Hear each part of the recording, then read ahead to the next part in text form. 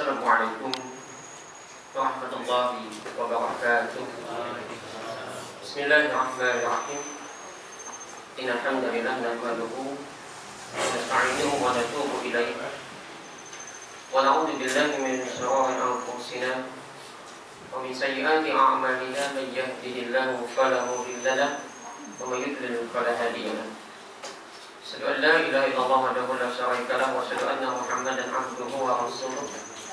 Allahumma shalli wa sallim ala nabiyyina Muhammadin wa ala alihi wa ashabihi. Fa inna asdaqal hadits kitabullah wa khairal hadi hadi Muhammadin sallallahu alaihi wa alihi wasallam. Wa syarrul umuri muhdatsatuha wa kullu muhdatsatin bid'ah wa kullu bid'atin dhalalah wa kullu dhalalatin fin nar. Subhanallah. Qala Allah ta'ala ya ayyuhalladzina amanu idza qumtum ila shalah faghsilu wujuhakum wa aydiyakum ila al-marafiq wamsahu bi ru'usikum wa arjulakum ila al-ka'bayn. Wa qala an-nabi sallallahu alaihi wasallam la yaqbalu Allahu salata ahadikum idza ahdatha hatta yatawadda. Rawahu Syaikhan wa Abu Dawud wa Tirmidzi. Bapak saudara sekalian, jemaah yang tentunya semoga senantiasa dirahmati dan diberkahi Allah Subhanahu wa taala. Di tengah-tengah musibah, di tengah-tengah wabah yang apakah ini merupakan ujian Allah Subhanahu wa taala bagi orang beriman, atau mungkin sekaligus juga merupakan hukuman sebagian bagi orang yang sombong. Yang jelas kita melihat ada beberapa persoalan yang terjadi. Ada kemudian sebagian menganggap belakangan bahwa masjid ditutup untuk sholat Jumat, kemudian untuk pengajian-pengajian. Seakan bayangan mereka bahwa masjid tempat menularnya penyakit. Disitulah kemudian iman kita akan diuji. Apakah memang kita menganggap masjid tempat penularan penyakit, atau sebaliknya masjid tempat yang paling aman. Terlepas daripada persoalan pro dan kontra tentang itu, yang jelas pertama yang harus kita pahami bahwa masjid adalah rumah Allah.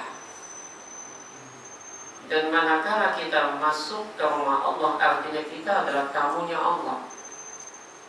Ketika kita adalah tamunya Allah dan kita betul beriman kepada Allah, kata amanan yu'minu imanan, perasaan aman, perasaan nyaman, perasaan tenang. Kenapa? Karena ini adalah rumah pemilik yang maha besar. Maka tentunya ibarat kalau kita punya tamu, insya Allah kita akan jaga tuh tamu, lebih-lebih Allah. Kalau kita menganggap bahwasanya kemudian ketika kita masuk rumah Allah, Allah tidak menjaga kita, maka kita telah prasangka jelek kepada Allah Subhanahu wa taala. Maka pertama adalah bahwasanya ini rumah Allah, dan Allah insya Allah akan menjaga sepanjang sesuai dengan apa yang Allah inginkan. Pertama adalah kita membangun sholat tidak dalam kesombongan. Maka niat harus kita luruskan. Bapak saudara sekalian, virus corona ini adalah virus yang sebetulnya paling lemah. Paling lemah kenapa? Karena banyu dia mati, karena air dingin dia mati, karena air panas dia mati, karena matahari dia juga mati. Dan bahkan dia tidak akan bisa masuk melalui pori-pori badan kita kecuali cuma dua tempat, lewat mulut sama hidung. Itu pun kemudian dia tidak mampu masuk ke dalam kecuali hanya bertahan 3-4 kali dalam tenggorokan kita. Sangat lemah. Apakah kemudian lemah ini kemudian mengalahkan Allah yang maha besar? Maka kemudian kita pun juga tidak kemudian lantas meremehkan. Kenapa? Karena penularan begitu cepat. Maka tidak boleh kemudian kita meremehkan ini penyakit. Jangan diremehkan. Sebagaimana ada beberapa teman-teman kita yang menganggap remeh, bahkan menantang. Dia jangan sombong mengatakan bahwa kita hanya takut kepada Allah, tidak takut pada musibah apapun, bahkan tidak takut dengan virus corona. Sehingga kalau ada satu virus corona, tidak datangin ke sana. Ini kesombongan. Bapak dan Ibu, Nabi mengingatkan bahwa kalau ada satu wabah di satu kampung, maka menjauhlah engkau dari kampung tersebut sebagaimana engkau menjauh dari seekor singa.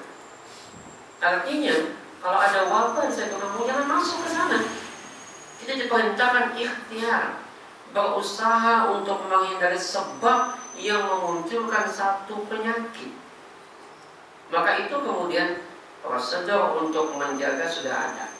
Lihat, sebelum kita masuk rumah Allah, yang pertama diwajibkan mereka yang ikut sholat itu adalah wudu.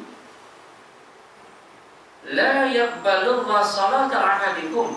Allah tidak menerima sholat salah satu kamu idza ahdatha, jikalau dia berhadas, jikalau dia rigat, jikalau dia kotor, hatta yatawadda, sampai dia berwudu. Maka prosedur pertama untuk masuk rumah Allah, Allah telah jaga kita Bapak Ibu. Gimana caranya? Sebelum masuk rumah Allah, wudu. Bukankah wudu dalam beberapa penelitian lebih hebat daripada hand sanitizer? Wudu dalam beberapa penelitian dia akan menghilangkan semua hadas, semua kotoran, semua rigat yang ada pada badan kita, sehingga bahkan virus yang kecil itu pun akan mati dapatnya wudu. Maka pertama adalah wudu. Ini adalah keajaiban wudu. Bapak dan Ibu yang dirahmati Allah, coba kita perhatikan beberapa dalil tentang wudu ini. Di dalam fikih sunnah yang saya bawa pada kesempatan ini, kalau dalil-dalilnya jelas. Yang pertama adalah Quran surah Al-Maidah, ya. Ya ayyuhalladzina amanu idza qumtum ila shalah. Orang beriman, jikalau kalian idza qumtum ila shalah, ai idza aradtum, kalau kalian hendak mendirikan salat, maka yang pertama farsilu wujuhakum, basuh wajah. Sebelum kita basuh wajah, bukankah sebelumnya Nabi juga mengajarkan di beberapa sunnah wudu? Bukan lagi nanti dalam bab sunnah wudu adalah basuh kedua tangan. Basuh kedua tangan. Sebelum kita basuh wajah, basuh kedua tangan. Kemudian juga memasukkan air ke dalam mulut dan hidung. Ini juga punya keajaiban. Sebelum basuh wajah, kita lihat yang wajibnya dulu. Basuhlah wajah kalian, wujuhakum wa aydiyakum ilal marafiq, dan kedua tangan kalian hingga kedua siku kalian. Dan cara basuh tangan itu dengan disilang-silangkan jari-jarinya. Ini sebagaimana beberapa mazhab Maliki mengatakan cara basuh tangan adalah begini.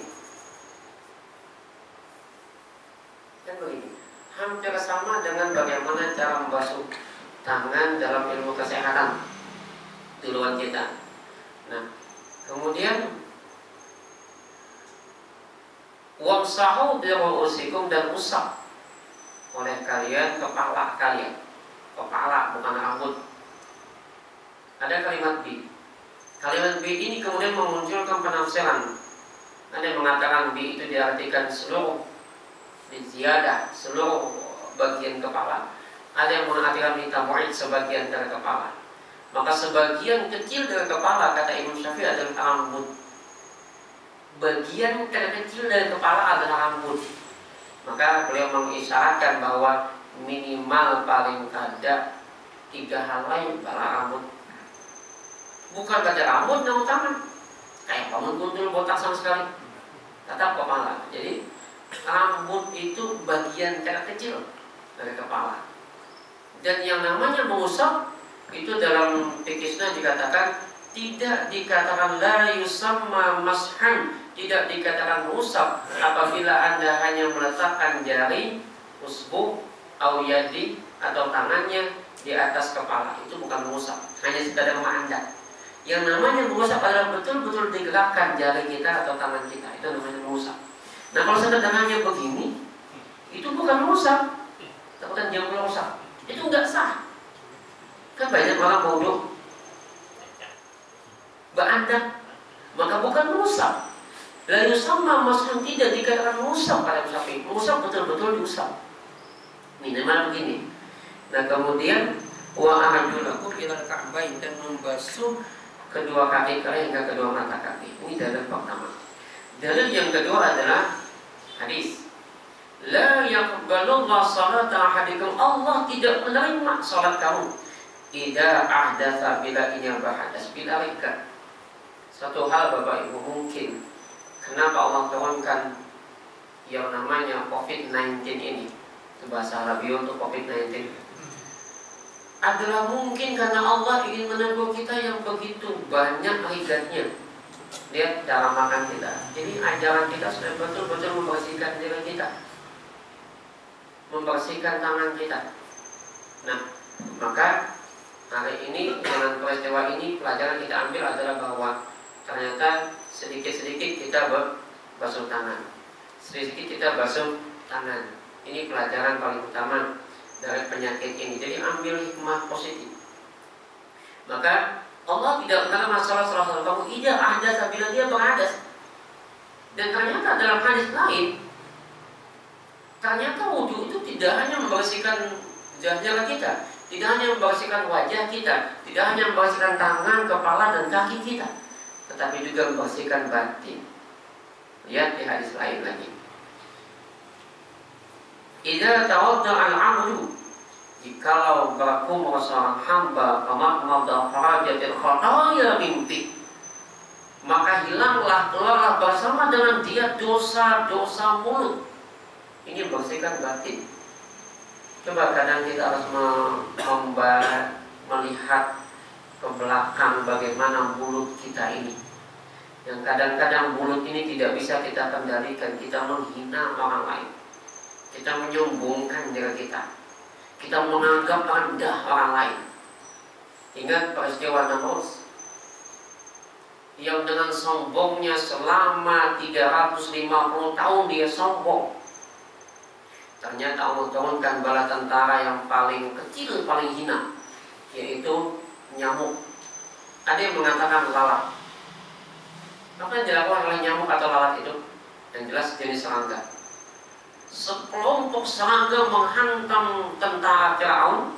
Salah satu di antara nyamuk itu masuk ke dalam hidung Firaun, hidung Namrud, masuk dalam hidung Namrud, dan dia bertahan di dalam selama 350 tahun juga. Bapak Ibu tahu apa terjadi? Selama 350 tahun itu, setelah nyamuk itu masuk ke dalam hidungnya Namrud, Namrud itu kemudian menderita sakit. Setiap kali dia sadar dia sakit, dia minta pukul. Dia minta istrinya pukul kepalanya hingga pingsan. Setelah itu dia sadar, dia bangun, dia minta pukul lagi. Selama 350 tahun Allah menyiksa dia dan tidak dimatikan. Kenapa? Sombong. Sombong ini juga pernah terjadi pada Firaun, yang dia dikalahkan oleh hanya dengan kekuatan sungai atau laut merah. Sombong ini juga pernah menimpa iblis laknatullah alaih, yang iblis mengatakan ana khairun minku, saya lebih baik daripada Adam. Sombong ini mungkin yang hari ini banyak kita lihat di tengah-tengah umat kita, merasa paling hebat. Tidak terkecuali umat yang notabene mengaku ada dua nih kan. Ada hukuman pertama mereka yang merasa paling alim, merasa paling pintar, merasa paling bertawakal kepada Allah. Kemudian dia menantang itu terus. Maka berkumpullah beberapa teman-teman oknum di Malaysia. Dengan tetap menghormati mereka, saya kagum dengan beberapa tokoh mereka, termasuk guru mereka yang meninggal kemarin. Itu tokoh yang sangat saya kagumi, tokoh dunia, tokoh nasional. Ada 6 tokoh nasional. Habib Umar ketika datang ke Banjarmasin, yang bicara pertama beliau lulusan Mesir, S1, S2 lulusan Lahore, Pakistan, S3 juga lulusan Pakistan beliau. Beliau tokoh yang saya kagumi. Tetapi ada sebagian di antara mereka yang kemudian mengatakan, hanya tawakal kepada Allah, jangan takut dengan virus. Kita hanya takut kepada Allah.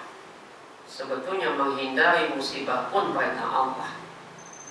Kalau misalkan ini aja, saya bilang kalau antum nggak lebih takut kepada Allah saja, coba nanti kalau ada singa, datangin singa. Bukankah perintah Nabi menjauh dari zina? Bahkan dia ngomong di tengah-tengah jamaah mereka bahwa kalau ada virus, kita kira jamaah kita ke sana. Ini kesombongan. Hingga kemudian di antara mereka terkena penyakit ini. Lalu kemudian mereka berangkat ke Goa, dan kemudian ada yang ke Balikpapan meninggal.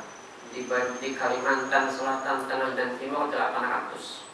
Ada salah satu di antara mereka yang juga kita harus hati-hati untuk waspada, menjaga juga jarak dengan mereka, yang di-share oleh Pak Wali Kota kemarin, meski berkeliaran. Dan kemudian beberapa yang saya tahu, saya laporkan dengan beberapa teman-teman, dan tadi malam ditangkap oleh beberapa ini. Kenapa? Karena bagaimanapun juga kita harus mencegah. Waspada iya, tapi jangan terlalu ketakutan. Ada sebagian yang sudah sesuai SOP, standarnya sudah sesuai aja. Dia pakai pelindung, dia pakai masker, dia pakai sarung tangan, dia menjaga jarak, dia tidak mau bersalaman bahkan. Tidak mau bersalaman bahkan. Yang terjadi apa? Kena juga. Maka saya lebih percaya kepada istilahnya itu, ana 'inda dhanni 'abdi. Saya sesuai sangkaan hambaku. Atau istilah dalam bahasa Arab itu law of attraction. Segalanya itu mempengaruhi pikiran kita. Karena kita ketakutan dengan ini virus, mempengaruhi alam bawah sadar kita sangat ketakutan, dia akan kena. Sehingga kenapa oleh beberapa ulama mengatakan yang akan kena itu adalah orang tua sama orang dewasa. Anak-anak jangan kena. Kenapa? Karena yang paling ketakutan itu orang dewasa sama orang tua. Anak-anak gak pernah takut, sehingga dia gak kena. Jadi perasaan takut itu akan menarik dia datang. Jangan terlalu khawatir. Kita serahkan kepada Allah, tapi juga jangan terlalu wani menantang. Kenapa? Ini wabah. Sehingga Bapak Saudara sekalian, apabila ada satu wabah di satu kampung, kita jangan masuk. Tapi manakala kita berada di satu kampung yang punya wabah, kita nggak boleh keluar dari tempat itu. Ini yang dilakukan oleh Abu Ubaidah. Ketika dia berdebat dengan Umar bin Khattab, ya ada kamu ini, apakah kau lari dari takdir ini? Kata Umar, tidak. Saya lari dari satu takdir kepada takdir yang lain. Umar bin Khattab nggak jadi masuk ke sana. Abu Ubaidah masuk ke dalam kampung yang sudah kena wabah penyakit taun itu. Akhirnya Umar bin Khattab kemudian buat surat kepada Abu Ubaidah, ya Abu Ubaidah, kau balik ke Madinah. Kau masih sehat, balik ke Madinah. Apa kata Abu Ubaidah? Ya Amirul Mukminin, tidak layak dan tidak pantas saya keluar dari kampung yang penuh wabah ini. Biarkan ya Amirul Mukminin, saya tinggal di sini. Izinkan dan bebaskan saya tugas untuk balik ke Madinah. Umar nangis. Dia kesatria sejati. Ketika masuk kampung yang penuh wabah, dia nggak akan keluar, dia nggak akan meninggalkan kampung itu dan masuk ke kampung yang tidak ada wabah. Kenapa? Akan menularkan kepada yang lain.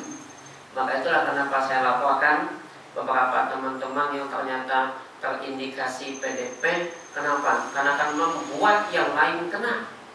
Maka harus dilaporkan. Nah, Bapak dan saudara sekalian yang dirahmati Allah Subhanahu wa Ta'ala, hilang dosa mulut. Karena mulut kita mungkin sering sombong. Mulut kita merasa kita paling hebat, ya kan? Bahkan ketika, dan ini kesombongan kadang menimpa mereka yang punya kepintaran, alim, yang punya kekuasaan, yang punya jabatan, yang punya segalanya, yang punya kekayaan. Ini kadang muncul tanpa disadari. Kita mungkin pernah sombong. Orang alim mungkin merasa, wah aku ini sudah alim, sudah hebat, sudah banyak ibadah, Allah akan pasti menjaga. Orang yang pintar juga begitu. Sehingga ada kalimat, Indonesia nggak akan mungkin kena corona karena iklim kita panas. Ada lagi kemudian beberapa tokoh nasional mengatakan bahwa kita nggak akan kena corona karena kita beratan berkunut. Ini kesombongan, ya. Nah ini kemudian ujian. Nah, Bapak saudara sekalian dirahmati Allah Subhanahu wa Ta'ala, saya masih baca hadis ini karena ini penting bagi kita. Mana lebih utamanya ketika dalam usul fiqh menghindari kemudaratan lebih utama daripada menghasilkan kemaslahatan, mudarat yang lebih besar. Pertanyaan saya adalah, mana besarnya mudaratnya corona ini? Dia kecil. Dia sebetulnya diperbesar itu oleh media. Yang membuat corona itu besar adalah cuma media. Kita balik ke tahun 1826 ketika virus influenza pertama kali masuk, itu membunuh jutaan manusia. Tahun 1826 buka kembali sejarah virus influenza. Sampai hari ini influenza tidak ada obat. Ada obatnya? Nggak ada obatnya. Influenza nggak ada obat. Kalau batuk ada obat, influenza nggak ada obatnya. Obatnya hanya dengan menjaga stamina dan imunitas. Corona adalah bagian dalam ahli imun mengatakan dia sebetulnya hampir mirip dengan influenza. Nggak ada obatnya, hanya imunitas. Hanya imunitas yang bisa membuat kita kuat. Nah, kita ingat juga beberapa wabah. Penyakit Taun pada masa Umar bin Khattab itu juga membunuh banyak manusia, tetapi kemudian tidak melantas Jumatan kosong. Mudaratnya belum nyata, belum kelihatan. Ketika kita baca beberapa media, ternyata dia hanya membunuh 1%. Hanya 1% kemampuan dia membunuh. Selain itu, yang membuat orang itu meninggal adalah penyakit bawaan. Allah jarang Ustadz Lutfi itu udah sakit duluan. Dia kena fenomena. Saya terakhir bertemu dengan beliau di satu acara. Saya bilang saya kabung dengan beliau karena beliau bisa melaksanakan cita-cita beliau tiga macam. Pertama, membangun madrasah sekolah tahfiz. Yang kedua, mengkader para dai. Yang ketiga, sekolah formal. Berhasil beliau. Saya kabung, saya bilang. Dan beliau waktu itu sudah kondisi sakit, maka bawaan. Tapi kalau udah sehat, pensiunan, dan yang ini bukan rahasia lagi. Ya kan, memang di Solo nggak bisa menyebut, tapi bukan rahasia, udah jelas beliau yang kena. Itu sehat. Dia pernah dirawat di isolasi di Jakarta. Kemudian dia kembali lagi. Makanya teman-teman dokter di Jakarta, teman-teman saya dokter di Jakarta bingung, kok kenapa dia bisa banyak masih? Maunya dia diam sana, tahu di Bali ada penyakit, dia datang ke sana, diam aja di sana. Hanya apa? Dia masuk ke banyak mesin dan kena. Dan dia kena dari sana, kemudian dirawat. Lalu membuat 2 orang, istri dan anaknya pun isolasi mandiri di HKSN di rumah. Ini yang menjadikan Banjarmasin menjadi sangat ini. Jadi cuma 1% dibandingkan kemaslahatan Jumat itu pasti. Masalahnya Jumatnya itu pasti. Dan dalilnya jelas. Mana kuatnya? Jelas kemaslahatan itu nyata. Bagaimana Allah perintahkan sampai diberhentikan jual beli. Ya ayyuhalladzina amanu idza nudiya lis-salatil jumu'ah min yaumil jumu'ah fas'au ila dzikrillah wa dzarul bai'. Tinggalkan jual beli. Masalahnya lebih besar. Ternyata secara kaidah usul fikih yang dibawa oleh teman-teman kita ternyata cacat secara usul fikih. Nah, cuma ini karena pemerintah yang perintahkan, ya udah kita nggak bisa menentang, ya kan? Nah, tetapi dalil-dalil mereka yang mengatakan tutup masjid nggak bisa kita pakai, terkecuali kalau di Jakarta. Kenapa? Jakarta udah melebar meluas, maka itulah kemudian itu pun kondisi dalam keadaan yang sangat gawat, maka ditutuplah masjid Jumatan. Banjarmasin cuma 1 waktu itu. Ya, nah Bapak saudara sekalian dengan mata Allah Subhanahu wa taala, kita lanjut. Kesombongan itu ada pada lisan kita. Kemudian ketika kita membasuh mulut, dan ingat, mulut ini tadi saya bilang wudu itu hal yang sangat hebat. Penyakit itu yang namanya virus akan menghilang dengan kita masuk. Lihat sebelumnya wudu, memasukkan mulut ke mulut dulu. Setelah mulut, lihat selanjutnya. Fa idza stansa kharajatil khataya min anfih. Apabila dia keluarkan air dari hidung, ingat, hidung itu istinsak masuk ke dalam sini. Itulah posisinya dia masuk. Lalu istinsak keluarkan, dia akan keluar dengan wudu. Kalau betul-betul wudu, dia akan keluar penyakit itu. Sudah betul-betul dijaga duluan, ya kan? Nah, maka bersama dengan itu kata Nabi, hilanglah dosa-dosa hidung. Fa idza ghasala wajhah, maka jikalau membasuh wajah, kharajatil khataya min wajhi, maka hilanglah dosa-dosa wajahnya, hatta takhruja min tahti asfaril aini, sampai ke bawah bulu mata. Ya, wajah ini mencakup, kalau kita baca, ini agak susah kalau di sini. Kalau kita baca di fikih sunnah itu, kalau lemparannya nyaman, kalau ini agak susah, bismillah pulang. Itu yang namanya wajah adalah mulai dari min a'la jabah, dari atas dahi sampai ke bawah lihyan, dagu, melebar dari anak daun telinga sampai ke daun telinga, mata, hidung, mulut, kena. Di sana ada banyak dosa mata kita. Dosa mata sangat-sangat banyak, dosa mulut juga, dan mata kan nggak bisa melihat hal-hal yang ini, dunia lebih banyak. Nah, maka penyakit batin ternyata. Nah, lalu basuh tangan. Wa faida ghasala yadai, maka jikalau dia basuh kedua tangannya, kharajatil khataya min yadai, maka hilanglah dosa-dosa kedua tangannya, hatta takhruja min tahti adhafir yadai, sampai ke bawah kuku. Tangan juga banyak dosa. Tanda tangan, kemudian ini bahaya kalau tanda tangan ini. Kalau dia seorang pejabat, ya, belum nyata, kita udah pikiran negatif bahwa pengumuman bahwasanya Ramadan tarawih di rumah, Idul Fitri masing-masing di rumah. Kayak apa sholat Idul Fitri di rumah? Sholat itu nggak ada sejarahnya di rumah. Di masjid itu nggak ada sejarahnya, kan di musola, lapangan. Masa di rumah? Kita udah berpikiran bahwasannya virusnya tidak akan berhenti, negatif. Kenapa kita tidak berpikir bahwa virusnya akan berhenti besok atau hari ini tidak berhenti? Kita putus hari ini. Kenapa kita tidak berpikir bahwa virusnya masih sampai ke Idul Fitri depan bulan Juni sampai Agustus? Pikiran kita tuh negatif. Kita nggak punya iman bahwa Allah itu akan menolong kita. Coba lihat, jauh banget sudah berpikiran itu. Dong, ini Jumatan kita di Jumat depan 3 kali yang hilang. Sangat sayang. Di Sambilal Jumatan nggak dilaksanakan, tapi jamaahnya 100-an. Kenapa nggak naik aja semua?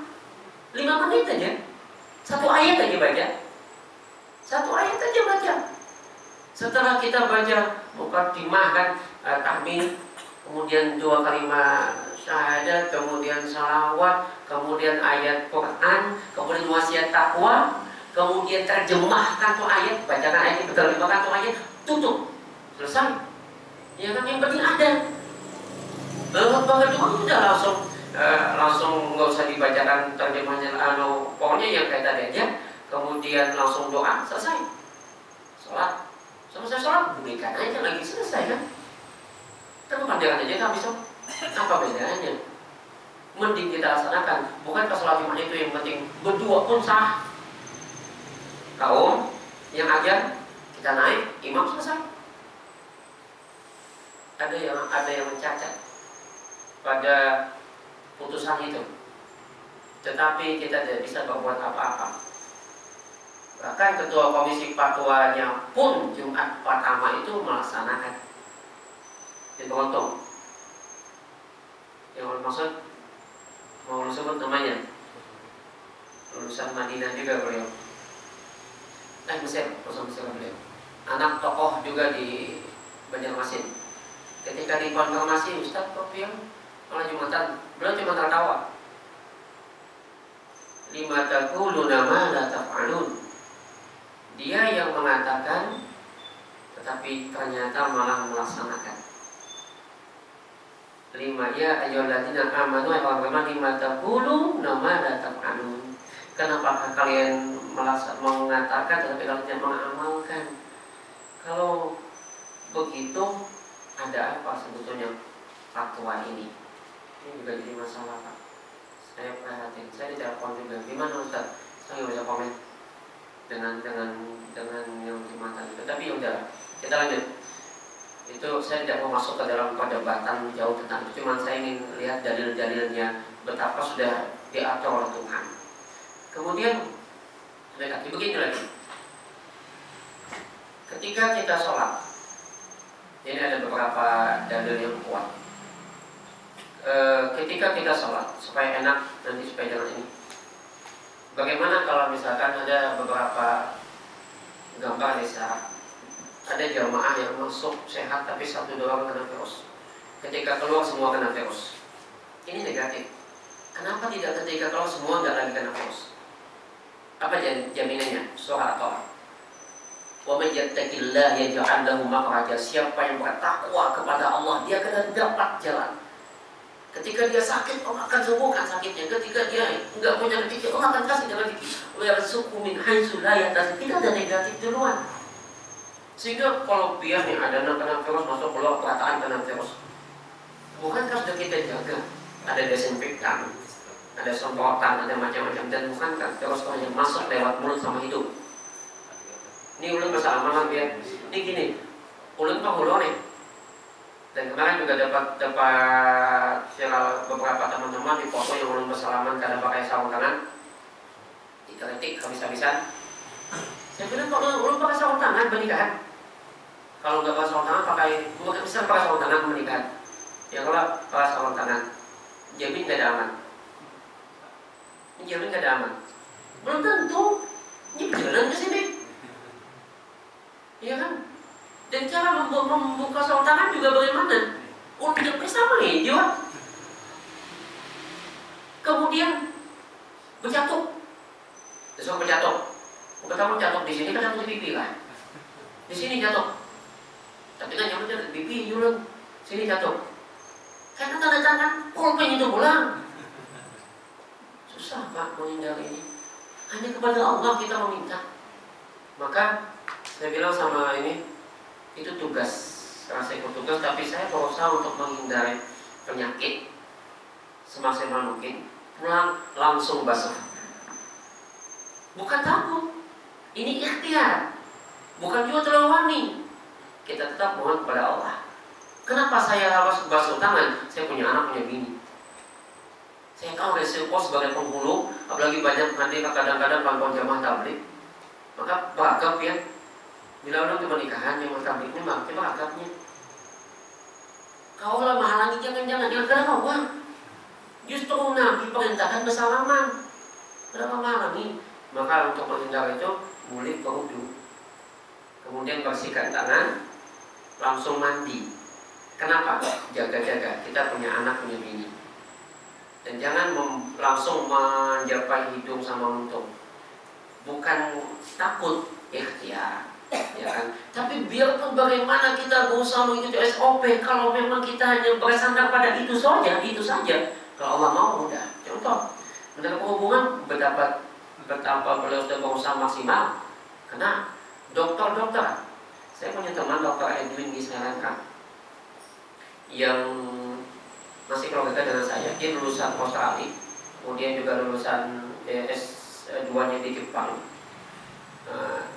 Dia ngajar juga kemarin di Bandung. Pas mau balik, habis lagi balik, dia diminta langsung ikut bertugas sana. Dia teman dari dokter yang meninggal itu. Dia cerita sebetulnya banyak yang ditutupin. Dokter banyak yang kena. Apa sih dokter? Enggak apa-apa kan, sudah luar biasa penjagaan. Kena. Bahkan terakhir di tanggal 22 dia nangis nelfon. Karena temannya bernama Dea itu meninggal beberapa tahun lalu karena virus itu. Setelah diteliti ternyata dia punya penyakit bawaan. Si Dea itu punya penyakit bawaan juga.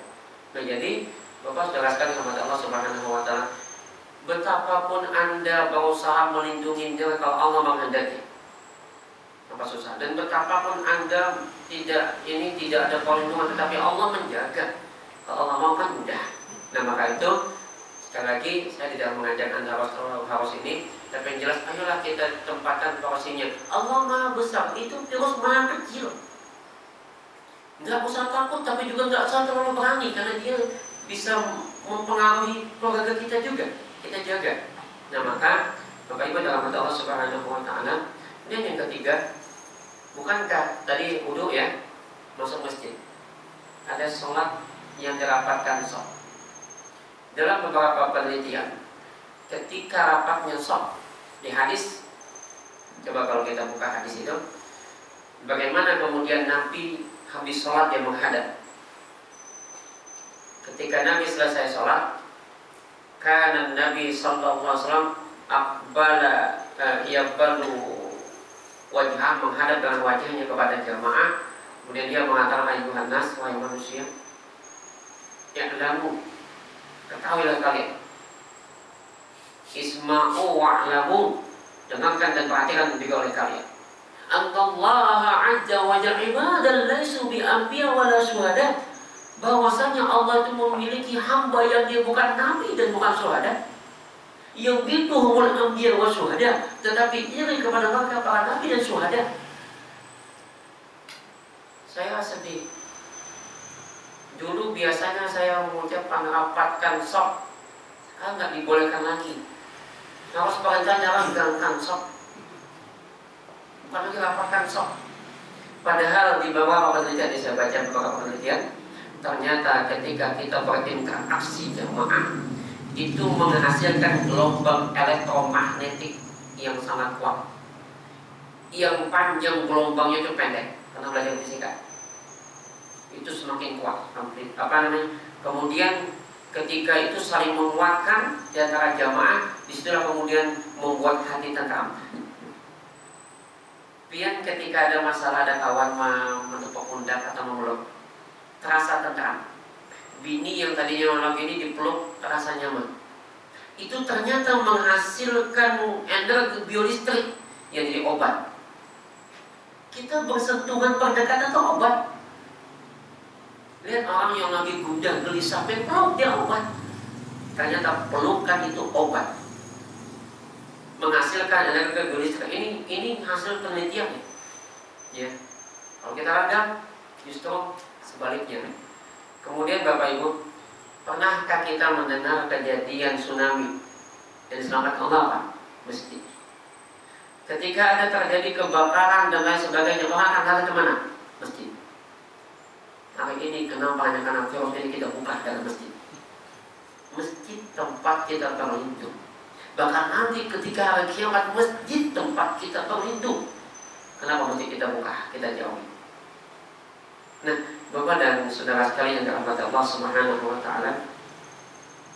Selanjutnya kita rapatkan shaf. Saya masih hadis yang tadi.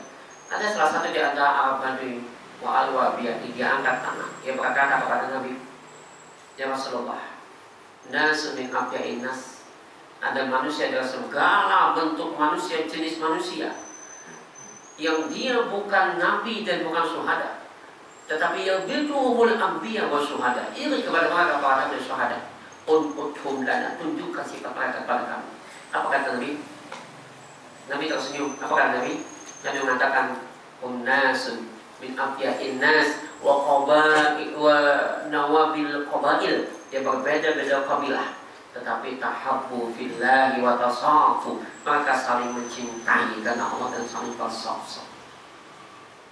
Kekuatan berbalas yang rapat ini membuat para nabi dan para syuhada iri dengan mereka.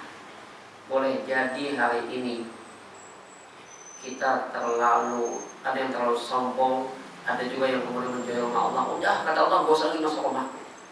Sehingga saya sudah itu nangis, ya, melihat jamaah yang kosong. Nah, kemudian selanjutnya tadi yang saya baca juga, ana inda dzanni abdi bi, saya sesuai dengan prasangkaan hamba. Saya sesuai dengan prasangkaan hamba. Kalau kita meyakini bahwa Allah nolong kita, Allah nolong kita. Tapi kalau kita meyakini bahwa virus ini membahayakan, dia bahaya bagi kita. Tapi yakini bahwa virus ini kecil, dia seberapa, cuma 1% membunuh. Yang membunuh sejatinya bukan virus ini, penyakit bawaan.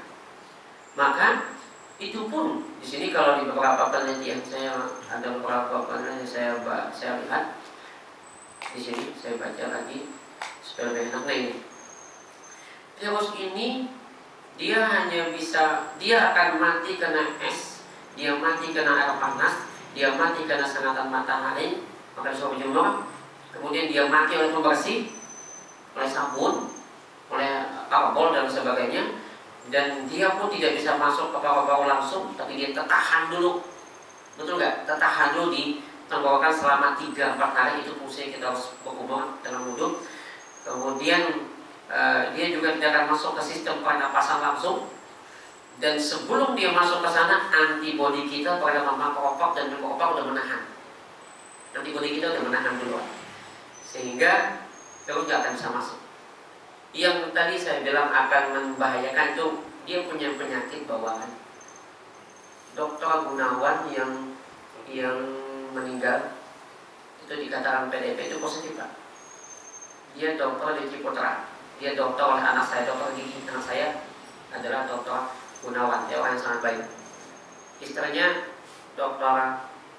Gak usah saya sebut, yang jelas H, inisialnya dia di rumah sakit Soka Insan. Itu juga positif. Beliau juga positif. Nah, itu punya penyakit bawaan.